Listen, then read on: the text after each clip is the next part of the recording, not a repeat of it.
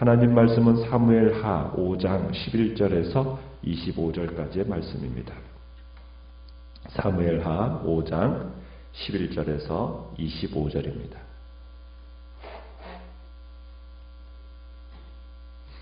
사무엘하 5장 11절입니다.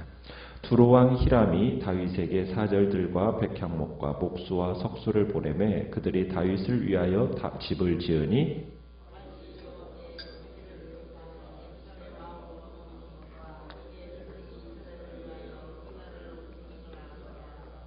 다윗이 헤브론에서 올라온 후에 예루살렘에서 처첩들을 더 두었으므로 아들과 딸들이 또 다윗에게서 나니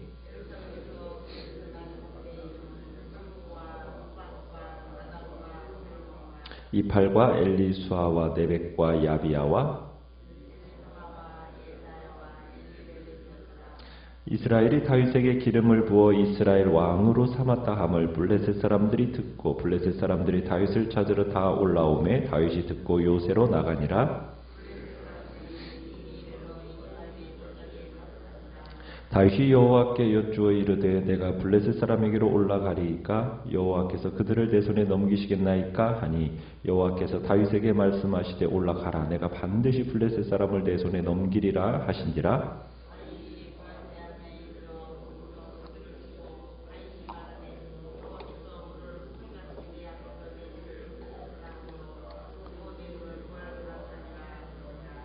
거기서 블레셋 사람들이 그들의 우상을 버렸으므로 다윗과 그의 부하들이 치우니라.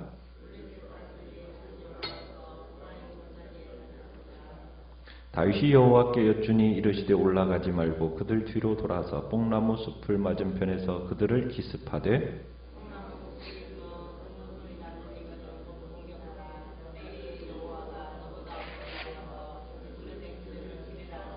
같이 읽습니다. 이에 다윗이 여호와의 명령대로 행하여 블레셋 사람을 쳐서 게바에서 게셀까지 이르니라. 아멘. 오늘 말씀의 제목은 매일 하나님께 묻는 삶이라는 제목으로 말씀을 나눕니다. 하나님께서 다윗과 함께 하시고 또 다윗 역시 하나님과 동행했을 때 다윗은 점점 더 강해져 갔다. 이렇게 강성해져 가는 것을 우리가 보게 됩니다. 다윗이 왕이 된 이후에 이스라엘은 여러 방면에서 눈부신 발전을 거듭하게 됩니다. 나라의 발전은 또한 다윗 개인의 번영이기도 했지요. 일찍이 골리앗을 물맷돌 하나로 물리쳤던 다윗이 왕이 된 다음에도 철저하게 하나님을 신뢰했기 때문에 이와 같이 강성해지는 은혜와 축복을 받게 된 겁니다. 이 다윗의 강성함이 제일 먼저 반영된 것은 11절에서 보면 유교 관계의 즉각 반영으로 일어납니다. 그러니까 11절에 두로왕 히람이 사절단과 함께 백향목과 목수와 석수를 보내어서 다윗의 왕궁을 지어주었다고 그래요. 그러니까 다윗이 이스라엘의 왕이 된 이후에 그 이스라엘 왕국이 주변 국가들이 이제 친교를 위해서 신경을 써야 할 정도로 강성해지고 있다는 것을 지금 보여주고 있는 겁니다. 그러나 이런 일을 당할 때 다윗은 더욱 겸손해져서 이 모든 것이 자기의 능력 때문이 아니라 하나님께서 높여주신 것이다 라고 깨달았다라고 12절에 이 얘기를 하고 있어요. 그러니까 다윗이 지금 자기가 누리는 이 유교적인 안정이나 나라의 번영이라는 것이 자기를 왕으로 세워주신 여호와 하나님께서 지금 이 나라를 번영케 하여 주신다. 하나님이 이루신 일이다 라는 것을 의식하고 고백하고 있는 겁니다. 그러니까 다윗은 자신이 여호와의 도구로서 지금 자신의 위치가 하나님의 도구로서 쓰임받고 있다. 이런 사실을 확실히 알고 있었다는 얘기지요. 그러면서 이제 13절에서 15절까지는 예루살렘에서도 여러 후궁들과 아내들을 맞아서 많은 후손들을 낳았다라고 얘기하고 있습니다. 헤브론에서도 6명의 아내에다가 6 아들들이 낳았었는데 예루살렘에서는 더 많은 처첩들을 취해서 거기서 태어난 자녀가 몇 명입니까? 11명. 잘 세우셨네요. 11명의 자녀들의 이름이 기록되어 있어요. 자손이 번성한다는 것 역시 다윗 왕조의 강성함을 입증해주고 있는 겁니다. 자, 이제 다윗이 이렇게 이스라엘의 왕으로 등극했다는 소식을 누가 듣게 되냐면 블레셋 사람들이 들었어요.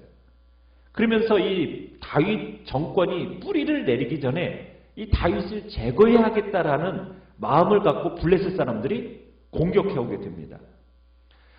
블레셋 사람들이 제일 처음에 다윗이 유다의 왕이 되어서 헤브론에서 머물러 있을 때는 이제 북이스보셋의 군대와 싸우니까 지켜보고 있었어요. 야, 동족 상잔이 어떻게 진행되는지 보자, 이런 마음으로 즐기면서 이렇게 보고 있었는데, 이 다윗이 통일 왕국의 왕이 되었다고 딱 나타나니까 이제 블레셋이 위기감을 느낀 겁니다.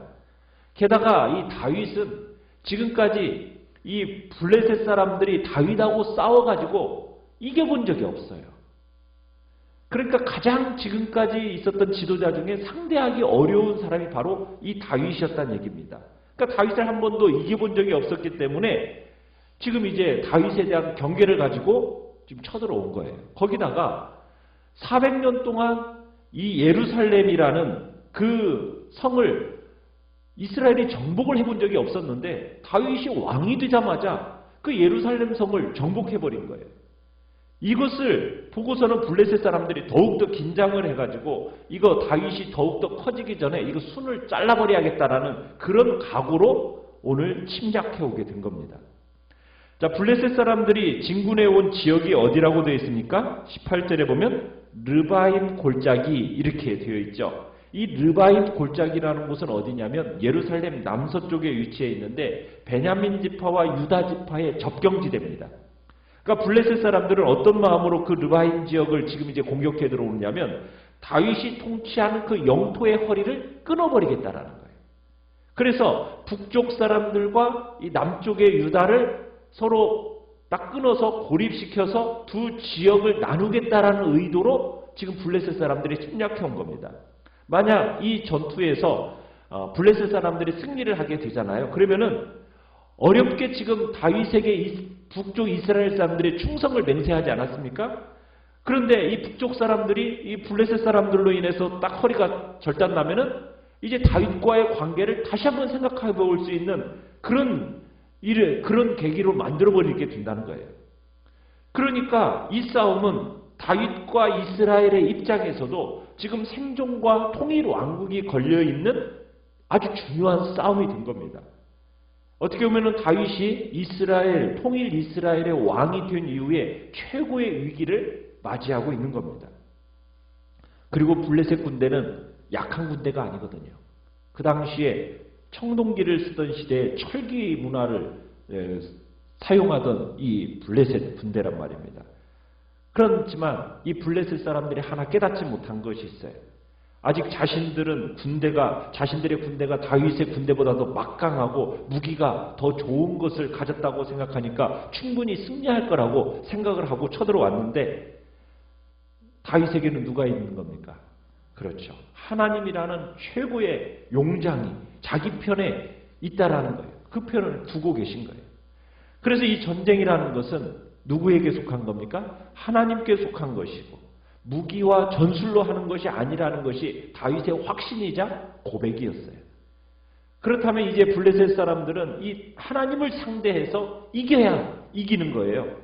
다윗을 상대로 승리하려면 누구를 이겨야 되는 거예요? 하나님을 이겨야 되는 거예요.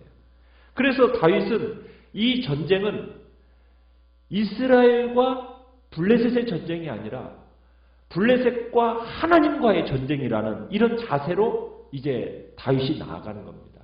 그래서 자기의 어떤 군사력을 먼저 점검하기보다도 먼저 다윗이 하는 일이 무엇입니까? 19절에 하나님께 여쭙는 거예요.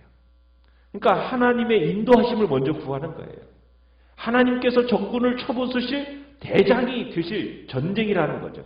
그래서 하나님, 제가 저 블레셋 사람을 치러 올라가도 되겠습니까? 그들을 주님께서 저의 손에 넘겨주시겠습니까? 하면서 겸손히 하나님의 뜻을 묻게 됩니다. 여기서 블레셋 사람들에게 올라간다. 여러분, 이 올라간다라는 말은 전쟁의 위치에서 분리할 수 있는 위치에 있는 겁니다. 이미 블레셋 사람들은 진을 딱 짜놓고 병사들을 배치해 놓은 그 적진을 향해서 이제 이스라엘이 올라가야 되는 거예요. 이것은 상당히 우세한 전력을 확보했을 때만 취할 수 있는 전략이 바로 이겁니다. 이게 올라간다는 얘기예요. 그러니까 선제 공격을 해야 합니까? 방어전이 아니라 선제 공격을 해야 합니까? 지금 이 얘기를 하고 있는 거예요. 그러자 하나님이 뭐라고 답변을 하셨어요? 올라가라. 내가 반드시 블레셋 사람을 네 손에 넘기겠다. 이제 긍정적인 응답을 해주셨어요. 여기서 손에 넘기다라는 이 표현은 하나님께서 중심 세력을 완전히 괴멸시킬 후에 다윗에게는 뭐냐면 찌처리만 맡기시겠다 이런 말입니다. 그러니까 하나님이 이스라엘의 이 적 블레셋을 무력시킨다는, 그러니까 신적인 방법으로 완전히 타격해 놓고서는 다윗에게는 전투하는데 무슨 전투예요? 그냥 뒤처리하면서 자녀 전투만 이렇게 하는 그런 식으로 승리를 거두게 하시겠다. 지금 이런 얘기를 하고 있는 겁니다. 자, 그래서 다윗은 이 확신을 가지고 르바임 진으로 올라갔어요. 어떻게 되었습니까? 다윗의 용사들의 대대적인 승리를 거두게 됩니다. 그때 20절에 보면은 다윗은 그때 여호와께서 물을 흩음같이 자신 앞에서 자신의 대적을 흩으셨다라고 하면서 이름을 뭐라고, 그곳 이름을 뭐라고 지었다고 그래요? 바알 브라심 이렇게 지었습니다. 마치 홍수가 모든 것을 그냥 싹 쓸어가 버리듯이 그렇게 블레셋 사람들을 쓸어버렸다 이런 의미입니다. 이스라엘의 대승이었어요. 얼마나 혼이 났는지 뭐까지도 버리고 갔어요. 21절에 보니까 블레셋 사람들이 자신이 섬기던 우상까지도 그냥 버리고서는 후퇴를 해버렸습니다.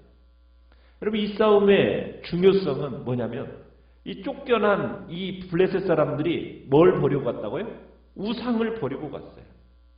이 우상을 버리고 갔다라는 것은, 그리고서는 결국에는 누가 치웠어요? 다윗과 그의 군사들이 우상을 치웠다고 그러고 얘기하고 있어요. 그러니까 이 사건은 우리가 사무엘상 초반에 엘리 제사장 사건이 있죠.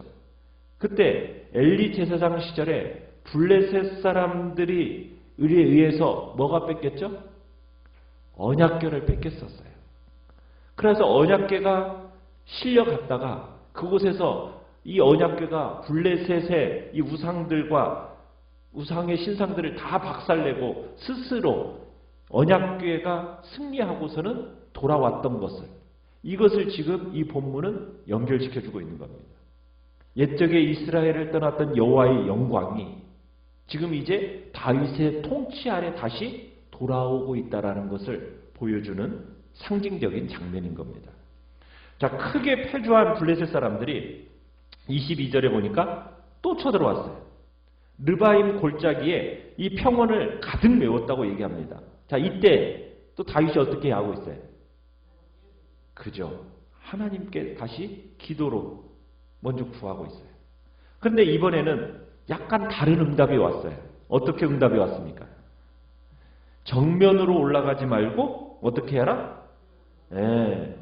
그들 뒤로 돌아가가지고 뽕나무 숲을 맞은편에서 그들을 기습하라는 거예요.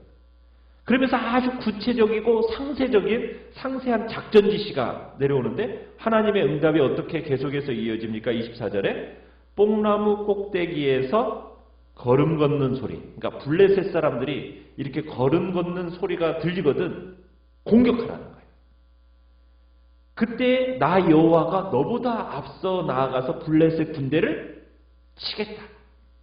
여기서도 또 여호와의 전쟁의 교전 수칙에 아주 유명한 원칙이 나오는데, 누가?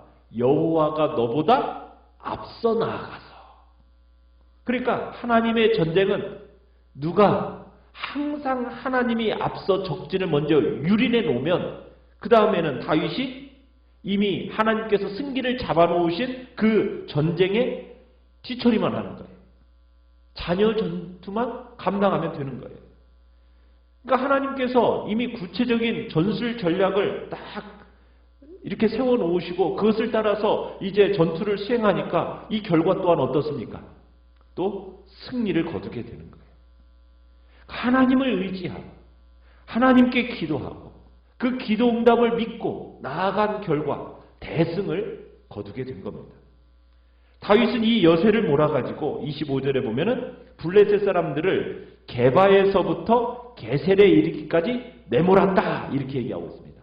그러니까 블레셋 사람들이 이날 30km 이상 서쪽으로 밀려나게 된 거예요. 그래서 다윗이 블레셋을 점령하던 이스라엘 땅에서 완전히 이제 몰아내버리게 된 겁니다. 드디어 수십 년 만에 이스라엘 땅에서 원수들을 몰아내게 된 거죠. 모두 다 하나님의 은혜였다라는 것이 이 사무엘서 기자가 증언하는 내용입니다. 이 전쟁 이후로 블레셋 사람들은 더 이상 이스라엘을 위협하는 세력이 되지 못하게 됩니다. 그렇게 오랫동안 그죠? 삼손 시절부터 시작해가지고 오랫동안 이 블레셋 사람들에 의해서 고난과 고통을 당했었는데 이제 다윗 이후로는 이 블레셋이 더 이상 이제 위협하지 못하게 되는 그런 세력으로 전락하게 된 거죠. 우리가 이 다윗이 블레셋과의 전투에서 보게 되는 한 가지 장면은 뭐냐면 전쟁이 첫 번째 전쟁이나 두 번째 전쟁이나 비슷해요. 아주 똑같아요.